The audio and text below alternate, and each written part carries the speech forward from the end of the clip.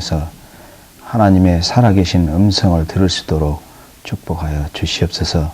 감사하고 예수 이름 받들어 기도드리옵나이다. 아멘. 지난 시간에는 두 가지 지식에 대해서 공부를 했습니다. 오늘은 하나님을 알고자 하는 그 목적이 무엇인가에 대해서 같이 생각해 보기로 하겠습니다. 인간은 무엇을 알고자 하는 그런 욕망을 가진 자다, 그렇게 얘기를 많이 합니다. 그래서 어떤 사람은 세상의 이치를 탐구하고자 하는 그런 사람도 있고, 또 우리는 서로 사귀기 위해서 인간을 알고자 할 때도 있습니다.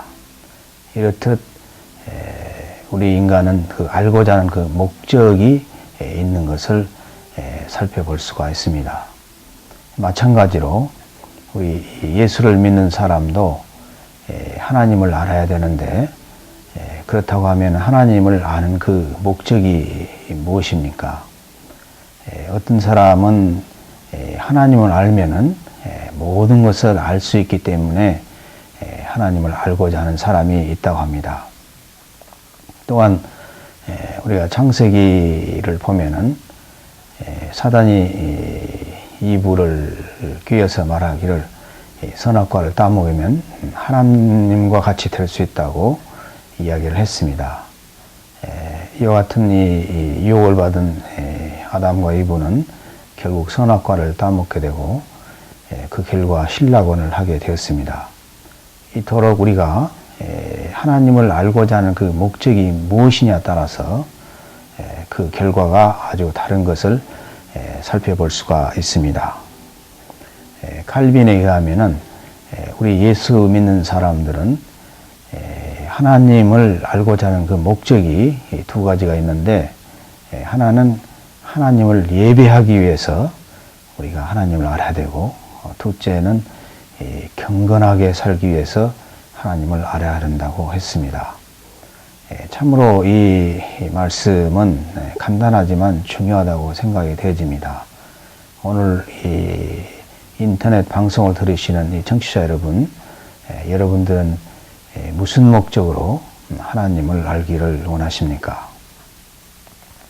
우리가 칼빈이 말한 대로 우리는 하나님을 예배하기 위해서 하나님을 알기를 원해야 됩니다.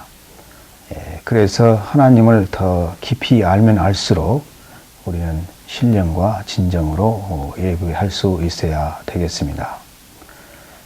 둘째로 우리가 경건하게 살기 위해서 하나님의 지식을 알아야 된다고 했습니다. 우리가 이 성경에서도 보면은 사도 바울이 디모데에게 편지를 하기를 우리 예수 믿는 사람의 삶은 경건한 생활이다. 그래서 늘 경건에 이르는 연습을 하라고 권면하고 있습니다. 육체의 연습은 다소 유익이 있으나 경건은 범사에 유익이 있고 금생과 내생에 약속이 있다, 이렇게 말씀하고 있습니다. 이 역사적으로 보면은 이 경건이란 말은 헬라어로 유세베이아라는 말인데, 헬라에서는 신을 예배하는 것을 경건으로 생각했다고 합니다. 또한 이 로마 시대에서는 이 라틴어로 경건이라면 피에타스라는 말인데, 부모와 자식 간의 그 관계에서 부모를 존경하고 또 부모를 사랑하는 것을 경건이라고 얘기를 했다고 합니다. 우리가 이 성경에서도 보면은 이 경건이라 그러면 칼빈에 있어서 경건은 두 가지가 결합되어 있는데, 하나는 경외심이고 다른 하나는 사랑입니다. 그래서 이 경건이라고 하는 것은 단순히 신자의 의무가 아니라 칼빈에 하면 하나님의 은혜를 깊이 체험한 사람이 그 하나님의 은혜에 대한 그 보답으로 그 은혜를 우리의 삶으로 표현하는 것을 경건이라 했습니다. 그래서 우리가 경건하게 살기 위해서는 무엇보다도 하나님의 은혜를 깊이 알아야 됩니다. 하나님의 은혜를 모르고서 경건 생활을 한다고 하는 것은 어떤 점에서는 위선적인 것이고 또 오래 지속된 삶을 살 수가 없는 것입니다. 경건은 하나님에 대한 경외심과 사랑이 결합되어 있다고 했습니다. 이 경외심이라고 하는 말은 성경에서도 대단히 중요한 말입니다. 구약에 보면은 경외라고 하는 말은 히브리어로 이레아라는 말인데 두려워하다는 말입니다. 우리가 이 경건하게 산 사람의 한 그 본보기를 말씀을 드리자면 아브라함의 생애를 들을 수가 있습니다. 아브라함은 창세기 22장에 보면은 하나님께서 그 이삭을 하나님 지시한 모리아 산에 가서 제물로 드리라고 했을 때 아브라함은 아무 말 없이 하나님의 말씀에 순종을 했습니다. 그래서 창세기 22장 14절에 보면은 이제야 네가 나를 경외하는 줄 아노라 이렇게 하나님의 인정을 받았습니다. 여기서 우리가 이 경건이라고 하는 말을 우리가 이해할 수가 있는데 아브라함이 25년이라는 세월 동안에 하나님께서 아브라함의 모든 문제를 해결해 주셨습니다. 자식이 없을 때 자식을 준다고 하나님이 약속하시고 신실하게 또 때가 참에 하나님께서 이삭을 주셨습니다. 또 가정적인 문제가 있을 때 하나님께서는 지혜롭게 이 문제를 해결해 주셨습니다. 또한 아브라함이 잘할 때뿐만 아니라 못할 때도 하나님께서는 도와주셨습니다. 그것이 아브라함이 기근이 들어서 애굽에 내려갔을 때 이 애굽에 있는 사람들이 사라가 너무 이쁘기 때문에 사라 때문에 목숨의 그 위협을 당하지 않을까 해서 자기 아내를 누이라고 속였던 사실을 우리가 알 수가 있습니다. 여기서도 어떻게 보면 도덕적으로 아브라함이 정말 훌륭한 일이 아니지만은 이런 실패했을 때도 하나님께서 직접 개입하셔서 이 문제를 지혜롭게 해결해 주셨습니다. 따라서 아브라함은 그 25년이라는 세월을 통해서 하나님의 그 사랑과 능력과 보호하심을 깊이 체험했습니다. 바로 이런 그 은혜의 기초에서 이제 아브라함은 하나님에 대한 경외심이 생기게 되었고, 결국은 자기가 사랑하는 독생자 이삭도 바칠 수가 있게 되었습니다. 이와 마찬가지로 우리가 이 경외심은, 하나님에 대한 경외심은 하나님의 깊은 은혜에 기초했다는 사실을 알 수가 있습니다. 신약에서도 보면은 이 경건이라고 하는 그 유세베이아라고 하는 말은 어떤 공간 복음서에 나와 있는 게 아니라 주로 이 목회 서신에 나와 있다고 합니다. 이것은 무엇을 말해줍니까? 경건 생활이라고 하는 것은 하나님의 은혜를 받은 사람이 그 은혜를 보답하는 그런 삶을 이야기한다고 볼 수가 있습니다. 또한 이 경외한다는 말을, 이 말이 대단히 중요한데, 다시 말하면 경건하게 사는 삶이 중요한데, 이것은 우리가 이 전도서를 통해서도 살펴볼 수가 있습니다. 이 전도서에 보면 솔로몬이 전도서 1장 2절에 헛되고 했더니 모든 것이 헛되다고 그랬습니다. 그래서 솔로몬은 여러분이 잘 아시는 바와 같이 인간이 원하는 모든 것을 다 얻은 사람이었습니다. 명예도 얻었고 부도 얻었고 또 사랑도 얻었습니다.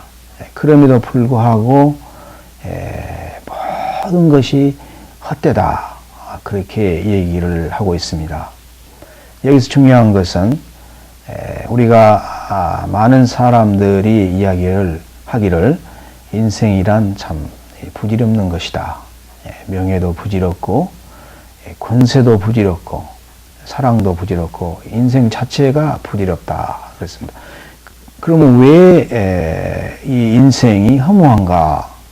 이것은 많은 사람들이 생각하기를 인생이란 짧고 또 세상에 있는 것은 참 허무한 것이기 때문에 그렇다, 그렇게 생각을 하는 사람들이 많습니다.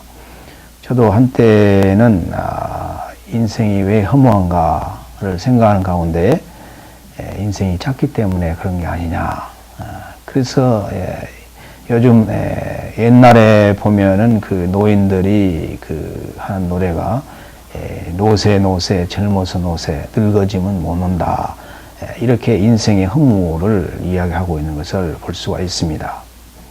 그래서 이 허무를 극복하기 위해서 즐기고 노는 것으로 극복하려고 하는데 실상은 그렇게 산다고 할지라도 결국 인생은 허무한 것입니다.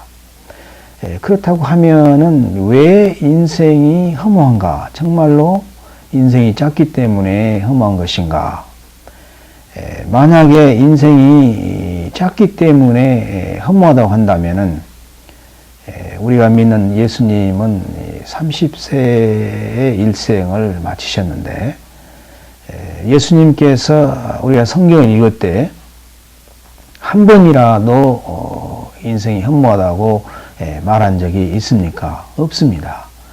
요한복음 19장 30절에 보면은 우리 주님께서 십자가상에서 일생을 마치실 때 뭐라고 말씀하셨습니까? 이제 내가 다 이루었다, 이렇게 말씀을 하고 있습니다. 이 사실을 통해서 우리가 볼 때에 인생이 허무한 것은 인생이 짧기 때문도 아니요, 명예나 부나 권세와 사랑이 또 야속한 것이 때문도 아닙니다. 전도서 12장 30절을 한번 보십시오. 솔로몬이 뭐라고 얘기를 했는가? 여기 보면 솔로몬이 이제 모든 것의 결국을 다 들었으니 하나님을 경외하고 그 명령을 지킬지어다. 이것이 우리 인생의 근본이다, 그렇게 말씀하고 있습니다. 다시 말하자면은 하나님을 경외하고 그의 말씀을 따라 사는 것이 우리 인생의 사는 목적이다, 이렇게 말씀드릴 수가 있습니다. 여기서 우리가 중요한 교훈을 얻을 수가 있는데 결국 인생이 허무한 것은 짧기 때문이 아니라 경건하게 사는 삶이 없기 때문에 인생이 허무하고 짧다는 사실을 우리가 이 시간 깊이 받아야 줄 줄로 믿습니다. 그래서 경건하게 사는 사람은 다시 말하면 하나님을 경외하고 하나님을 두려워하고 그 말씀대로 사는 사람만이 이 허무를 극복할 수가 있고 인생에서 참 행복을 누리며 살 수가 있는 것입니다. 따라서 우리가 오늘 이 경건한 생활의 중요한 요소의 하나가 하나님을 경외한다고 그랬습니다. 오늘 청취자 여러분, 이 세상이 비록 작고 험하고 어둡지만은 하나님을 경외하고 살 수 있기를 바랍니다. 둘째로 이 경건에는 하나님을 사랑한다고 그랬습니다. 그러니까 하나님을 우리가 그러면 어떻게 사랑을 해야 되는가? 계명에 보면은 목숨을 다하고 마음을 다하고 뜻을 다하여 하나님을 섬기라 그랬습니다.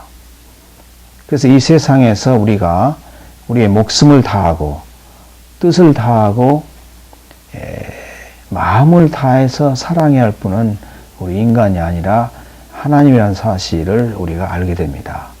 내 이웃은 내 몸같이만 사랑하라고 그랬습니다. 그래서 우리가 인생을 살면서 하나님 아닌 다른 사람을 내 목숨을 다해서 모든 것을 다해 사랑하는 것은 그 사랑 자체는 의미가 있을는지 몰라도 성경적으로 볼 때는 그렇게 하게 되면은 하나님이 세우신 질서가 파괴되기 때문에 결국은 그것이 문제가 됨을 우리는 우리의 삶을 통해서 경험할 수가 있습니다. 그런다고 하면 우리가 하나님을 사랑한다고 하는 게 뭐냐 이렇게 질문을 한다면은 요한일서에 보면은 하나님을 사랑하는 것은 인간을 사랑한 것이라고 말씀하고 있습니다. 이 말은 대단히 중요합니다. 우리가 하나님은 영이시고 또 하나님을 우리가 볼 수가 없는데 우리가 어떻게 하나님을 볼 수 있는가 이럴 때 요한서신에 의하면은 우리가 하나님을 사랑한다고 하는 것은 인간을 사랑하는 것이기 때문에 인간을 사랑함으로써 하나님의 사랑을 우리가 이 세상에서 실천하게 된다는 사실입니다. 그래서 요한 선생님 말하기를 우리가 이 보이는 형제를 사랑하지 못하면서 어떻게 보이지 않는 하나님을 사랑할 수 있겠는가 이렇게 수사학적으로 질문하고 있는 것을 볼 수가 있습니다. 그래서 하나님의 사랑은 요한 서신에 의하면은 구체적입니다. 그래서 가난한 형제를 볼 때는 도와주고 또 위로가 필요한 형제 자매는 위로해주고 또 허물이 있는 자는 덮어주고 또 희망이 없는 자는 희망을 이렇게 주는 것이 구체적으로 하나님을 사랑하는 것이라고 생각할 수가 있습니다. 이렇듯 우리가 이 경건하게 살기 위해서 하나님을 알아야 되고 또 경건하게 삶으로써 우리가 참 인생을 살 수 있다고 하는 것을 오늘 배울 수가 있습니다. 이제 오늘 강의를 마치려고 합니다. 사랑하는 청취자 여러분, 진정 여러분은 무엇 때문에 하나님을 알기를 원하십니까? 하나님과 같이 되기 위해서 하나님을 원하십니까? 그렇지 않으면은 하나님을 알면 모든 것을 알기 때문에 하나님을 알려고 하십니까? 이러한 이것은 지적 탐구일지는 몰라도 성경과 칼빈이 가르치는 하나님의 암에 대한 지식은 하나님을 예배하고 하나님을 경외하고 사랑하기 위해서 우리가 하나님을 알아야 된다 그랬습니다. 이와 같이 이런 것에 기초한 삶을 살기 위해서 우리가 끊임없이 기도하고 또 정진할 수 있기를 바랍니다. 기도하고 마치겠습니다.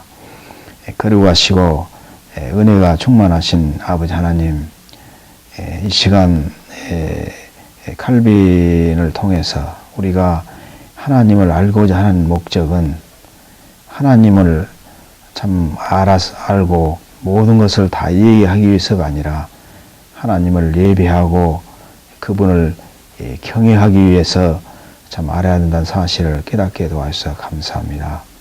아버지 하나님, 저희들이 하나님을 경외하고 하나님을 사랑하며 살 수 있도록 축복하여 주시옵소서. 감사하고 주 예수 그리스도 받들어 기도드리옵나이다. 아멘.